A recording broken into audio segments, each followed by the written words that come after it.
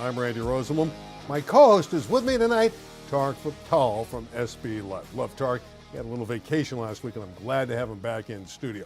We do have some breaking news tonight. Raul Lara is the new football coach, just named a couple hours ago, at Mater Dei. Raul Lara had great years at Long Beach Poly. He's been at some other schools, but he won 5 CIF Division I championship as a Jackrabbit head coach. Now takes over for the Monarchs. Well, there's a tie here. So Michael Brennan, the new president at Mater Dei, was previously the president at St. Anthony, where Lara was just recently coaching. So yes, known more for his 5 CIF championships at Long Beach Poly, the last one coming in 2012. He beat Mater Dei, by the way, in that game at Angel Stadium.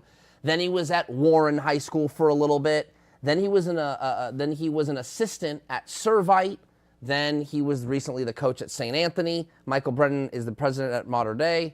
They'd say no more McManus. They bring on Lara. Lara's the new guy.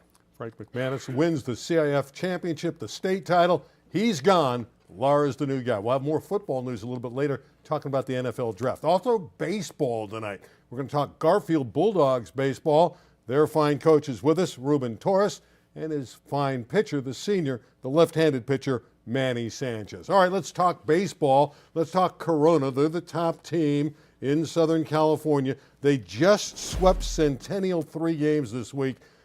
Ethan Schiefelbein, another shutout for the Panthers. Yeah, they won the Big Eight League Championship. You know, Corona Centennial, not just a great football and basketball school, but really, really good baseball program this year. I've got them in the top 10, top 12 just about every week. They move up and down. Very, very formidable team that'll make some noise in the playoffs, but Corona is dead eye for that number 1 seed in Division I playoffs. You know, it's funny, Mater Dei is struggling in the Trinity League, but when they get outside the league, they win games. And they already won the Boris Classic in Southern California. Now they go up north to Santa Clara, knock off Granite Bay. Brody Connors has 3 hits. That's right. So the Boris Classic has a northern tournament and a southern tournament, and then the north winner plays the south winner. So Mater Dei is basically the Boris Classic California champion. Great honor, but they got to start to win some baseball games in the Trinity League down the stretch. Speaking of the Trinity League, let's talk about Orange Lutheran. They get by St. John Bosco. And this is just a little bit of taste because these teams are playing series. You can see that Derek Curiel had the walk-off hit in the 7th inning to win the game for Olu. How about Santa Margarita? They came back. We were just talking about Mater Dei in the league. They get shut out. Cade Townsend can really throw it. He is a tremendous pitcher for the Eagles. Townsend is in the conversation for pitcher of the year. Schiefelbaum at Corona is the other one. You know, there's some other guys out there, but Cade is doing he's definitely an all, I can tell you right now, he'll be an all SB Live type selection. Santa Margarita, that Trinity League team, Orange Lutheran's going to win it. I think Santa Margarita is probably going to be number 2. Jay Serra's still in the mix. It's from top to bottom very competitive. Now, Westlake won the Marmoni League championship, but they struggled with Oaks Christian. Oaks Christian beat them twice, had one really tight game, the 3-2 game, as you can see here. So Oaks Christian won the first 2 games, as you see, one score here, and then Westlake got the 3rd game of the series to clinch the Marmoni League title. I'll be honest with you, I don't know if Oaks would have won the series. Does that give them the lead? So I have a feeling Westlake just needed to win 1 game this week, to win the Marmoni League title, and it came on their last matchup. So the Warriors are Marmoni League champions. Yeah, Dylan Volantis won the game for Westlake. He pitched a shutout, pitched a 1-hitter, and that's why they won the league title. He 1-hit Oaks Christian in the final game. Let's move to the city baseball, where our guests are going to join us momentarily. Garfield split with Legacy, the other strong team. Well, there's actually a couple other strong teams in the Eastern League. Here, they win the first game 2-1. That was the first run Garfield gave up in 7 games. They had a 7-game winning streak. It got snapped earlier today. 1-0 they lost at Legacy. Yeah, you know, the city section's interesting, and we've been keeping track of it all year long. I think Birmingham, in my opinion, is the top team. Granada Hills as well. The West Valley is very, very strong, but there are teams like Garfield and Carson, and now Legacy seems to be creeping up. I know that Legacy beat Garfield today 1-0. Yeah, and now we're going to turn our attention to Garfield. The Bulldogs have won a city title in recent years. for head coach Ruben Torres. He's going to join us now. He's got another fine team, obviously. Ruben, I know you lost today, but still you have to be pleased. You got the split with Legacy, and you're still in a position, if you can get by Bell down the road, to win the league title. You got to feel good about your baseball team in 2024. Yeah, we felt good about it since the beginning of the year. I didn't know how the pitching was going to hold up, but the guys have been really competitive, really throwing a lot of strikes, and our defense has been able to make some plays. So our sticks get a little quiet sometimes, but I'm sure every team goes through that. But I really like our competitive spirit. Like you said, it was a tough one today against a solid guy on the bump over at Legacy, but those are things that come with a season, and I'm just going to try to move on to the next. And we got Marshall next week, and then we finish off league with Bell, who if they won today, they'd be a game up in first place. Coach, I know most teams have goals, right? You have goals. You want to win. You want to maybe get through your non-league at a certain win. You want to win your league. You want to continue to have a postseason run. Is making the Open Division playoffs specifically a goal for this Garfield team? I think I don't look at it necessarily in terms of divisions. You obviously want to play at the highest level every year. I thought we had a chance to be competitive in the Open, but right now, I think our goal is ahead of us, and that's not guaranteed. But I think our ultimate goal every year is to be playing our best baseball to give ourselves a chance to win a game at Dodger Stadium. That's always the goal. I mean, obviously you want to win as many games as you can, but you definitely don't want to be playing. You'd like to be playing your best ball going into the last weeks of May. Coach, you did something with this team I've never seen before. Going into the Legacy Series, you only gave up 1 run in 7 games, and it went for 6 straight games where you didn't allow a run. You had 6 straight shutouts. Obviously, you have a terrific pitching staff, but have you ever been involved with a team that went through such a streak with great pitching like that? We've had some pretty good pitchers in the past, but these guys have really pounded the strike zone. And credit to them, and also credit to the guys making plays behind them. We don't have any, high 80s, low 90s guys that are just going to shut people down. So we really rely on being able to be fundamentally sound defensively, and that starts with our guys not giving up any free stuff. Today, I think the run that was scored on us today, we had a guy 2 strikes, and we hit him, not purposely, and then we had him picked off, and that was the unearned run. So even we had those 6 shutouts, plus we had the 2-1 game and the 1-0 game. Both of those runs were unearned. So that goes to show you, I mean, we technically we could be riding 8 in a row already. So the guys are doing their job on the bump. They're giving us an opportunity to be able to win some ball games. Ruben, I think when it comes to the city section athletics, Garfield is one of the most community-driven schools. I mean, it just the football games, the basketball. I mean, just Garfield. Fans are going to show up. There's going to be spirit. There's going to be pride on the field or on the court. How important is that to you in your baseball program? And you're in your 15th season. It's extremely important. And then with us, obviously being able to get actually a field on campus last year and being able to break that in, I'm really excited for our players to be able to experience that, because I know in the past, I mean, obviously we had to go off campus, and we do have a good following. But I think all of what you mentioned, Tarek, is a byproduct of the hard work that the kids put in. I think we try to do a good job of leading them and trying to guide them in the right direction. And then obviously our administration at Garfield understand that they don't make a separation between athletics and academics. Obviously academics is an extreme priority, but we're a California distinguished school, and so we don't want to say, a lot. I was the athletic director for 7 or 8 years, and sometimes I run into other ads, and we have conversations about athletics and academics, and it seems like some of the ads take a side, and they'll make comments such as like, oh, our administration, they're not focused on athletics. We have the academic piece, and I'm thinking, man, if you ever coach or play sports, you know how intertwined those two things are. And when we preach to the boys that it doesn't have to be mutually exclusive, right? You can be a great athlete and a great mind. That it doesn't have to be one thing or the other. And I think that trickles down to the boys and like you said, in all of our athletic programs. And I think our community sees that and they appreciate it. Well, we saw that community just a couple of years ago when you won a championship at Dodger Stadium.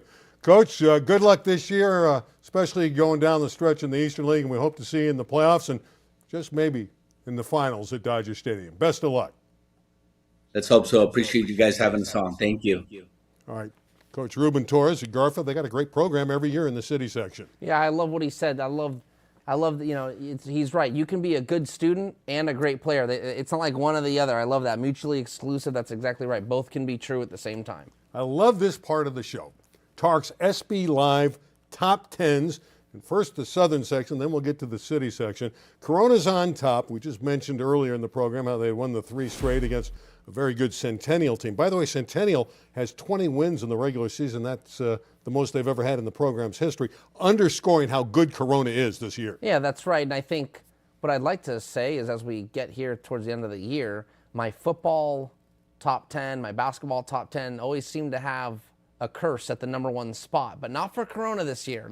Not for Corona, but yeah, really, really good high-end baseball here, Randy. Corona, Orange Lutheran, Harvard Westlake, and Santa Margarita, I think all 4 are very capable of going the distance. I do think it drops off a little bit. Huntington Beach, Westlake, so on and so forth. But then I always bring up J. Sarah. This is a team that's not been a juggernaut in the regular season in the past, and they've won 2 out of the last 3 CIF championships at the Division I level, so they're always dangerous. In the city section, we always have to talk about Birmingham. We mentioned a lot of Trinity League schools in the southern section. Well, the West Valley is the real strong league, and you see Birmingham, Granada Hills, El Camino, 3 of the top 5 in the top 5, and then even Taft from the West Valley is in there. Just a strong West Valley presence. I'm struggling to remember off the top of my head when's the last time Birmingham won a West Valley League title.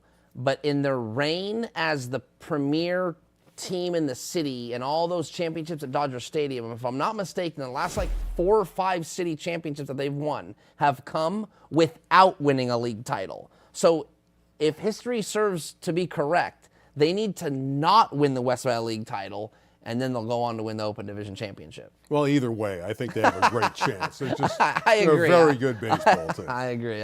Let's turn our attention to softball, where Norco had a big breakthrough win over a very good Roosevelt squad, 7-6. This Norco team is a threat. Yeah, of course. Norco is I would call them like a blue blood of softball in high school, Southern California realm. So they'll always have a chance to win the thing, but I think Pacifica of Garden Grove is the team to beat. Yeah, I would agree with that, but Orange Lutheran's right there because of Breanne Weiss. Another strong performance. It seems like every week we put a graphic up and her strikeouts are right there. And here's 16 against Mater Dei. Yeah, she's always in the double digits, and it's just about how high. Is she going to be at 12? Is she going to be at 15? 16 here? Can she get to 18? It's kind of funny to see the strikeout count get so high.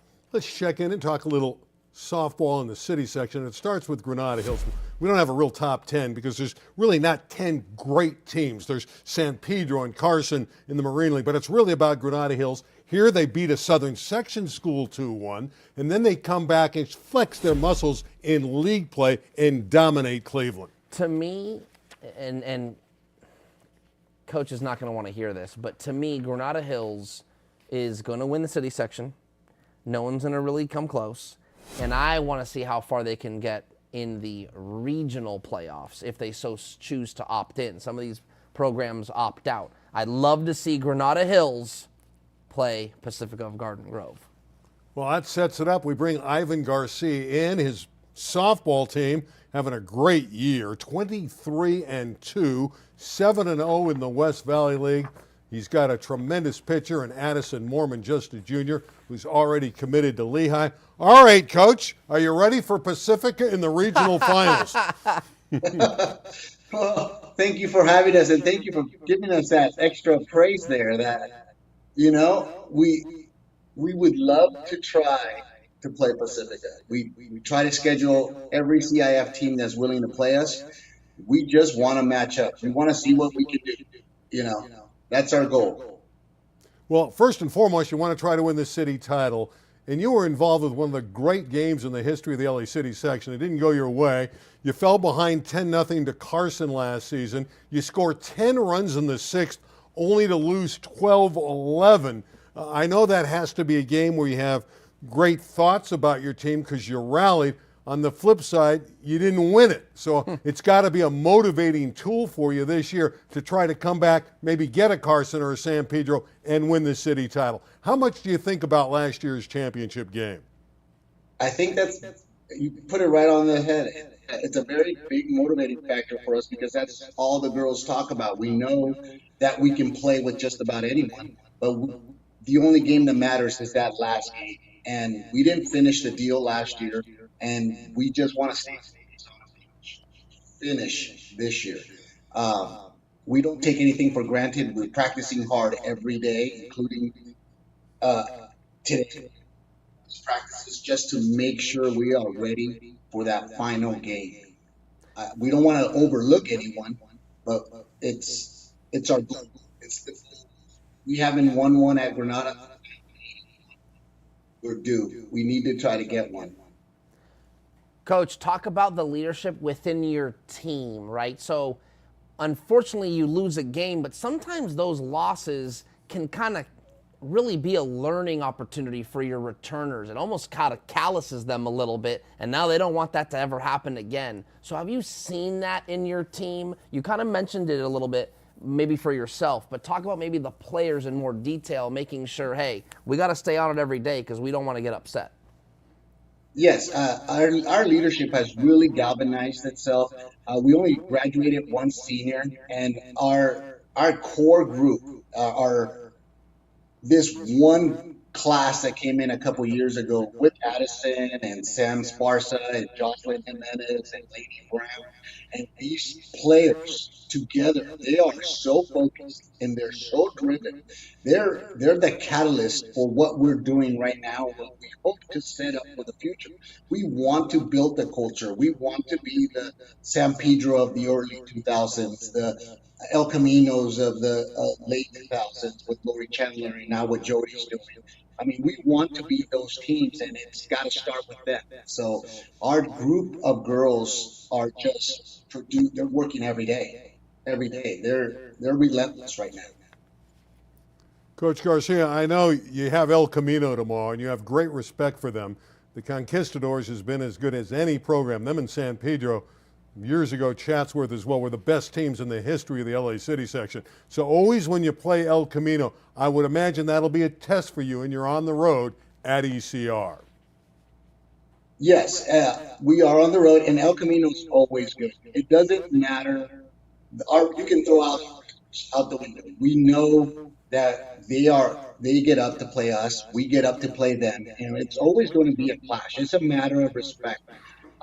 When it comes to both of us, it's just I think they like playing us, and we just want to challenge you 5-6 times a year. We would.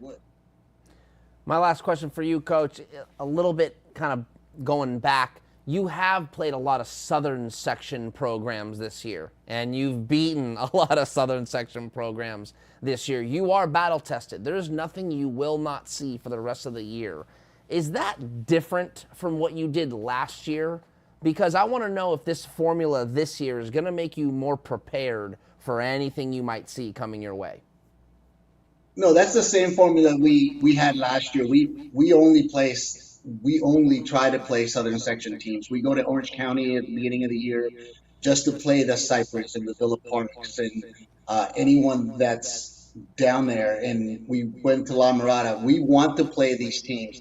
I think that last year's team as sophomores, when you got to that stage, it was a big stage.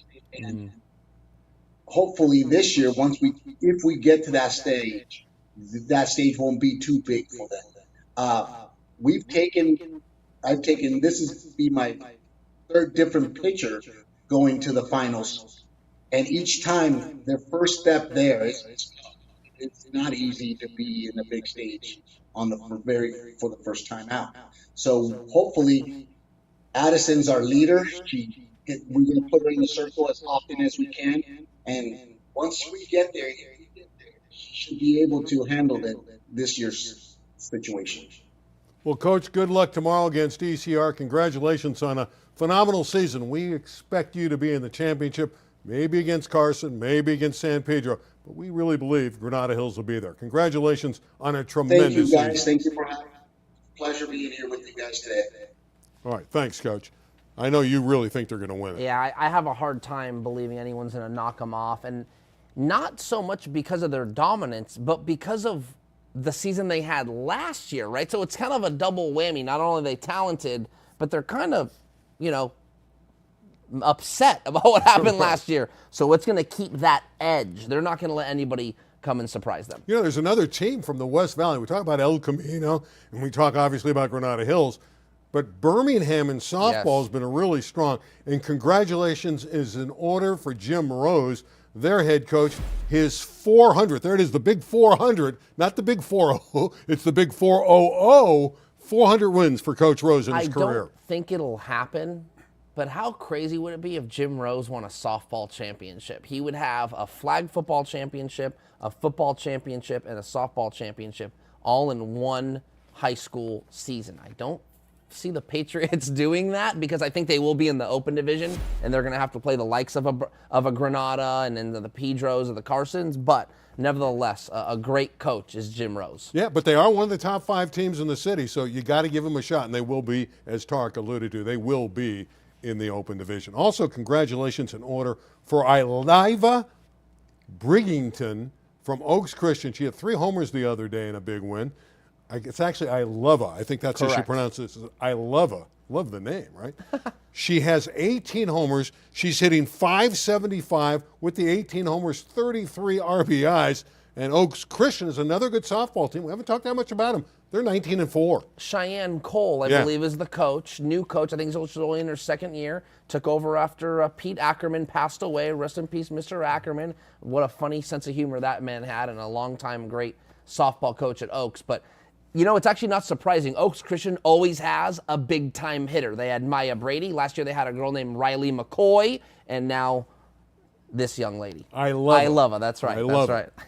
All right, let's turn our attention. We mentioned the NFL draft early. Caleb Williams, no surprise. USC goes #1 to the Chicago Bears. There he is. Always off platform, always getting out of the pocket, doing things. Mm-hmm. That's a great picture of Caleb Williams. All right, it's the #2 pick who's the SoCal guy. That's Jaden Daniels from LSU, but he's not really from LSU. He's from here. Correct. And he goes #2 to the Commanders of Washington. And I know you brought some video of him in high school. Yeah, it's nothing I shot. It's huddle video. It's his senior tape. I mean, everything he did was good. I had the pleasure of covering him. I actually went and watched him play. Sierra Canyon played Cajon in the Division III championship in 2018. This is a guy that threw for 14,000 yards in 4 years and 170 touchdowns, Jim. He did everything. He ended up going to Arizona State, was pretty good, obviously transferred to LSU, and is now a Heisman Trophy winner in 2023, correct, of last year. And then now is the #2 pick overall. Last ad, #2 pick this year. Let's not forget, SoCal's been pumping out these quarterbacks like crazy. Last year, #1 pick, Bryce Young, Mater Dei. The #2 pick, C.J. Stroud from Rancho Cucamonga. The Southern California is pumping out these quarterbacks, and they're going on to be franchise quarterbacks at the NFL level. Again, those were the pictures from his days at Cajon when he lit it up. Congratulations to Jaden Daniels. By the way, 6 quarterbacks of the first 12 selections tonight at the NFL draft. All right, let's talk about, they had this camp, the Under Armour Northwest camp in the Great Northwest. I believe it was in Tacoma. was up in the Washington area.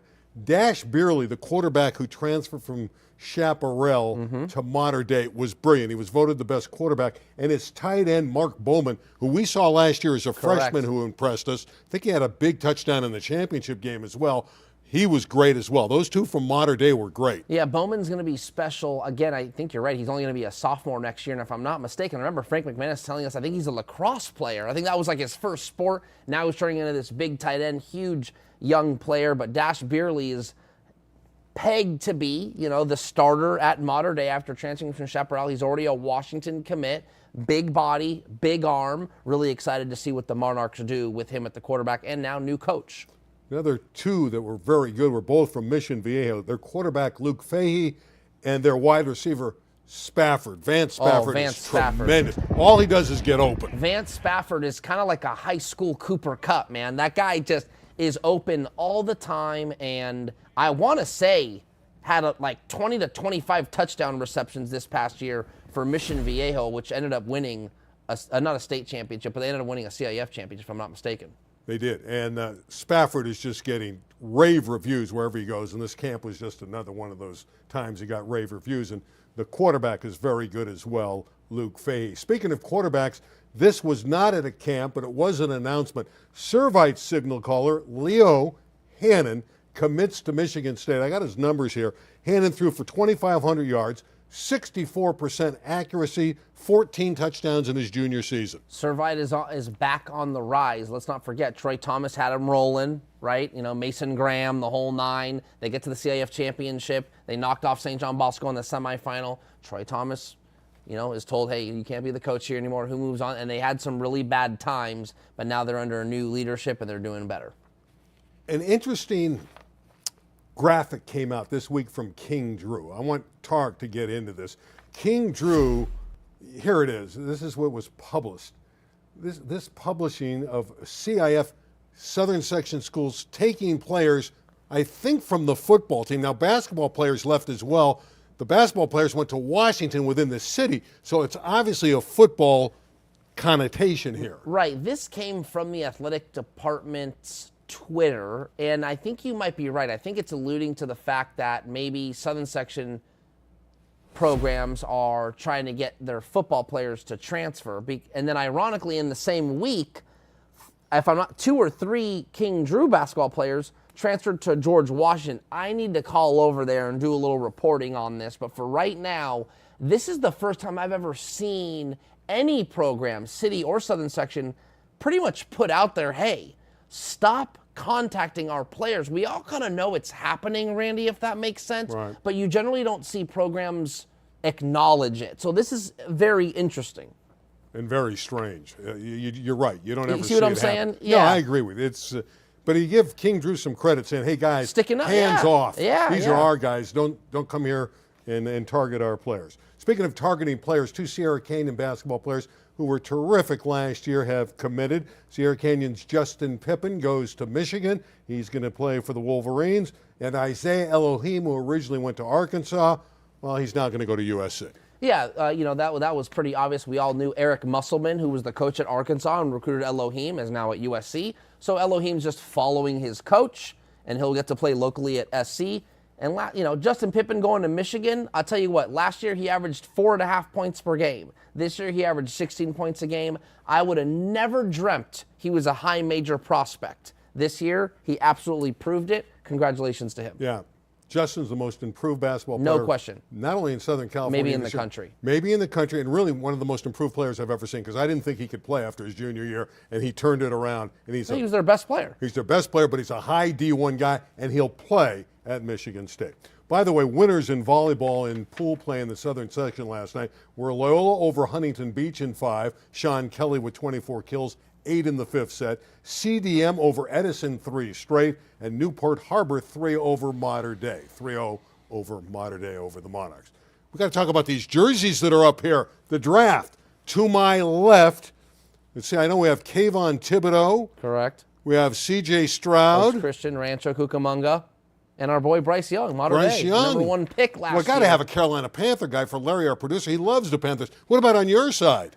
Yeah, I got You got a mixture. I got some notes here. Okay, Jaime Jaquez, UCLA standout, obviously. Basketball, Camarillo though. High School. Okay, we know about him. Clark Phillips from La Habra, now an Atlanta Falcon. He played at Utah. And, of course, Juju Smith-Schuster, Long Beach Poly standout. He's playing for the New England Patriots. I like Juju Smith-Schuster. He's been on the show. I like Kayvon Thibodeau. He's been on the show twice when he was at Dorsey High School before he went to Oaks Christian, now with the New York Giants. Tark, was fun having you back. Yeah, really enjoyed it. I know we got a good 5 or 6 shows left before the end of the year. Let's finish strong. I'm looking forward to it. We'll come up with some good guests. Got a lot of sports in tonight. Enjoyed the draft. Enjoyed everything about this week. Football down the road. We got a lot of good football notes in as well. For Tark, I'm Randy. We'll see you next week right here on SoCal Prep Report. Good night, everybody. Kayvon Thibodeau was just the best when he was at Dorsey. What were you saying about the Bears? I love the Bears. They can win the Super Bowl. They got Caleb. They got Rome, the receiver from Washington. They're talented. There's no question.